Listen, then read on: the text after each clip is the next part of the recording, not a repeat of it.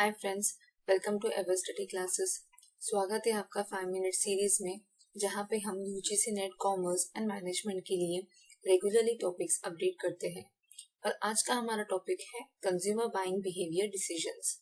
तो फ्रेंड्स, आगे बढ़ने से पहले कुछ हमारे ऑनलाइन कोर्सेज है। एक यूनिट स्नैपशॉट कोर्स है जो UGC net commerce and management के लिए फ्रीली अवेलेबल है, एंड कुछ प्रीमियम कोर्सेज है जो पेड फॉर्मेट में है। ये सब कोर्सेज रिसेंटली अपडेटेड सिलेबस के ऊपर है। तो friends, to avail the highest marks in the examination, you can directly go to our website www.everstudy.co.in and enroll in these courses and gain the maximum benefits. So friends, let's start our lesson, consumer buying behavior decision. Buying behavior decision varies from place to place and from person to person.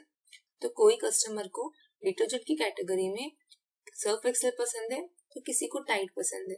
In the same way कोई purchases ऐसे होते हैं जिनमें time तो ज्यादा लगता है और इंफॉर्मेशन सर्च भी ज्यादा लगती है, लाइक गोल्ड।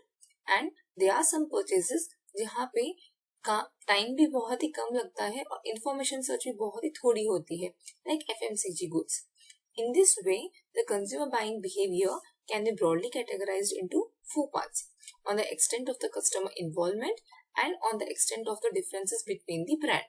तो इन दोनों कैटेगरी के ऊपर कंज्यूमर बाइंग बिहेवियर डिसीजन बना हुआ है, एंड दे आर 4 पार्ट्स। तो ये 4 पार्ट्स कौन से हैं? तो इन सभी को हम डिटेल में एनालाइज करते हैं।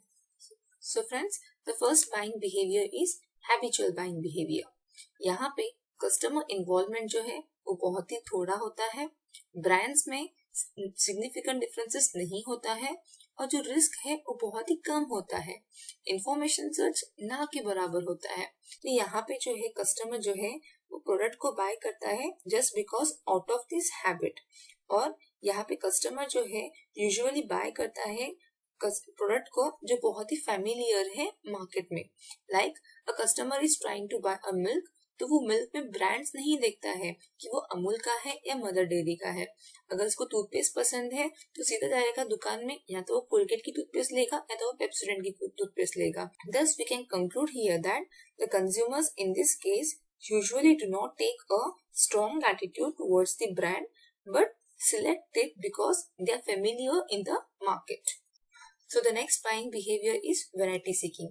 यहाँ पे कस्टमर इन्वॉल्वमेंट जो है वो कम होता है, ब्रांड्स में थोड़ा बहुत सिग्निफिकेंट डिफरेंसेस रहता है, रिस्क मॉडरेट रहता है, और इंफॉर्मेशन सर्च करनी पड़ती है just to know the variety of the product. For example, एक कस्टमर है, पहले वो ऑयल कैटेगरी में फॉर्च्यून प्रोडक्ट को ट्राई करता है, and if he satisfied with the product he will continue with the Fortune brand, otherwise he will shift to Saffola और Sundrop.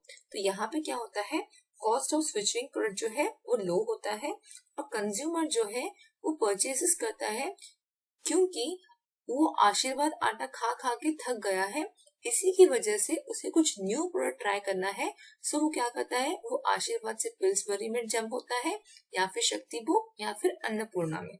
तो यहाँ पे जो है मार्केटर क्या करता है, एडवर्टाइजमेंट, प्रमोशन, फ्री सैंपल्स देता है just to encourage the consumer to buy something new in the market. Then the next buying behavior is dissonance buying behavior. तो पहले हम देखते हैं डिसोनेंस की मीनिंग क्या है। डिसोनेंस का मीनिंग होता है इंटरनल गिल्ट या रिग्रेट आफ्टर परचेज। तो यहाँ पे कस्टमर इन्वॉल्वमेंट जो है वो ज्यादा होता है, वेरी हाई रहता है, ब्रांड्स में सिग्निफिकेंट डिफरेंस बहुत ही कम होता है, रिस्क जो है वो हाई रहता है because the products are expensive, and information search जो है वो ना के बराबर होता है। तो फॉर एग्जाम्पल, अगर एक कस्टमर को फर्नीचर लेना है तो वो फर्नीचर या तो फिर पेपर फ्राई से ले सकता है, या तो फिर लोकल कारपेंटर से ऑर्डर कर सकता है। लाइकवाइज, अगर उसको गोल्ड परचेज करना है, या तो वो तनिष्क में जाके परचेज करेगा, या फिर लोकल गोल्ड मर्चेंट में जाके अपनी परचेज को फुलफिल कर सकता है। बट यहाँ पे होता ये है, डिसोनेंस क्रिएट होता है after the purchases of the product. For example, एक कस्टमर ने फर्नीचर परचेज किया पेपर फ्राई से for ₹45,000, and after a week उसने देखा कि पेपर फ्राई में डिस्काउंट ऑफर आ चुका है और वही सेम सोफा 40,000 पे अवेलेबल है। तो उसे अभी क्या होता है, एक इंटरनल गिल्ट होती है क्योंकि उसने तो परचेजेस कर लिए हैं, एंड आफ्टर दिस उसे लगता है कि मैंने ये गलत किया है and then he would regret about his decision.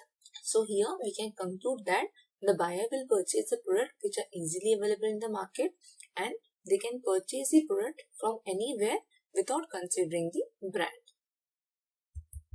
Then the last buying behavior is complex buying behavior.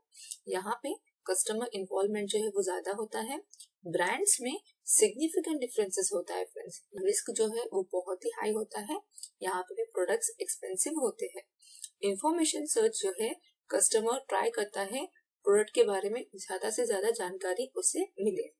For example एक कस्टमर को लैपटॉप परचेस करना है तो वो brand X, brand Y, brand Z सी पूरी की पूरी इंफॉर्मेशन निकालने की कोशिश करता है।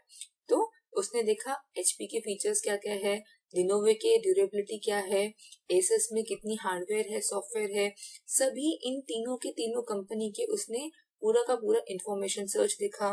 Then finally he will make a decision when he is fully satisfied. Thus, we can conclude that the buyer will purchase the product after seeking full information about the product, and then he will make a final decision to buy a product. तो friends ये था buying behavior decision का overall concept. So based upon consumer buying behavior decision, यहाँ पे एक practice question है, तो please try to attempt it and answer it in the comment section. So friends, अगर आपको हमारा वीडियो अच्छा लगा तो please hit the like button, subscribe to our channel and share with your maximum friends.